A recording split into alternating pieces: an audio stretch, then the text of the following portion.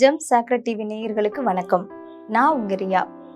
இன்னைக்கு நாம பார்க்க போற ஸ்டோரியோட தலைப்பு ஆபிரகாம் பற்றிய சுவாரஸ்யமான தகவல்கள். முதலாவது ஆபிரகாமின் பெயர்கள். ஆபிராம் என்ற பெயரை ஆபிரகாம் என்று தேவன் மாற்றினார். ஆபிராம் என்றால் மேன்மையான உயர்த்தப்பட்ட தகப்பன். ஆபிரகாம் என்றால் திரளான ஜாதிகளுக்கு தகப்பன். வேறு பெயர்களும் ஆபிரகாமுக்கு வேதாகமத்தில் கொடுக்கப்பட்டுள்ளது. தேவனுடைய சிநேகிதன் என்று அழைக்கப்பட்டிருக்கிறார். தேவனுடைய தீர்க்கதரிசி என்றும் அழைக்கப்பட்டிருக்கிறார். வேதாகமத்தில் 66 புஸ்தகங்களில் 27 புஸ்தகங்களில் ஆபிரகாமின் பெயர் பதிவு செய்யப்பட்டுள்ளது.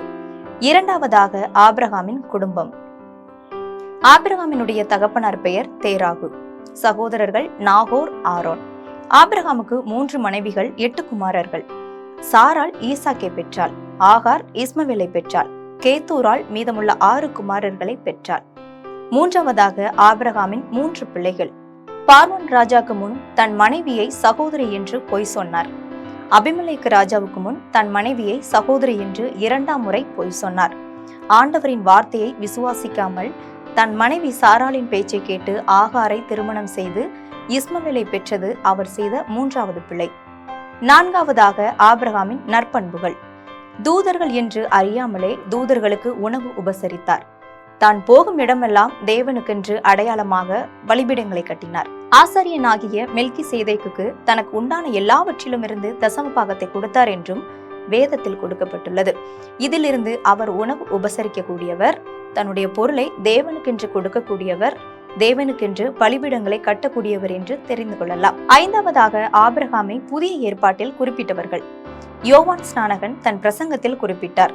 இயேசு கிறிஸ்து தன்னுடைய பிரசங்க வேளையில் அநேக நேரத்தில் ஆபிரகாமுடைய பெயரை குறிப்பிட்டிருந்தார். ஸ்தேவான் தன் பிரசங்கத்தில் ஆபிரகாமின் பெயரை குறிப்பிட்டிருக்கிறார். பேதுரு மற்றும் பவுலும் தன்னுடைய எழுத்துக்களில் ஆபிரகாமுடைய பெயரை குறிப்பிட்டிருக்கிறார்கள். ஆறாவதாக ஆபிரகாமின் ஜெபங்கள். தனக்கு பிள்ளை வேண்டும் என்று ஜெபம் செய்தார். தன் பிள்ளை இஸ்மவேலுக்காகவும் ஜெபம் செய்தார். சோரம் போன சோதம் குமாரா பட்டணத்திற்காகவும் ஜெபம் செய்தார். அபிமெலேக்கு ராஜாவுக்காக ஜெபம் செய்தார். இப்படி ஆபிரகாமுடைய 4 ஜெபங்களுக்கும் ஆண்டவர் தம்முடைய சித்தத்தின்படி பதில் கொடுத்திருக்கிறார். ஏழாவதாக ஆபிரகாமின் வயது.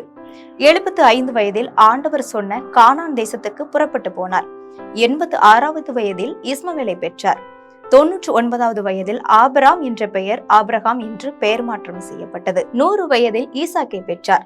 115 120 வயதுக்குள் ஈசாக்கை பலி கொடுக்க தேவனுக்கென்று ஒப்பு கொடுத்தார். விசுவாசம் வெளிப்பட்டது. 137வது வயதில் சாராளை இழந்தார். 140வது வயதில் ஈசாக்கின் திருமணம் நடந்தது. 160வது வயதில் ஏசா யாக்கோபு என்ற பேர பிள்ளைகளை கண்டார். 175வது வயதில் பூரண வயதுடையவராய் மரித்தார். ஆபிரகாமுக்கும் ஆபிரகாமுடைய பிள்ளைகளுக்கும் கானான் தேசத்தை கொடுப்பேன் என்று தேவன் வாக்கு கொடுத்திருந்தார். நாமும் ஆபிரகாமை போல விசுவாசம் உள்ளவர்களாய் நற்பண்பு உள்ளவர்களாய் வாழும்போது ஆபிரகாமுக்கு பிள்ளைகளாக மாறுவோம். பரலோக கானான் தேசத்தை பிரவேசிப்போம். கர்த்தர் தாமே உங்களை ஆசீர்வதிப்பாராக. நம்பிக்கையின் தேவன் நிகழ்ச்சியில இன்னொரு ஸ்டோரியோடு நான் உங்களை சந்திக்கிறேன். பாய்.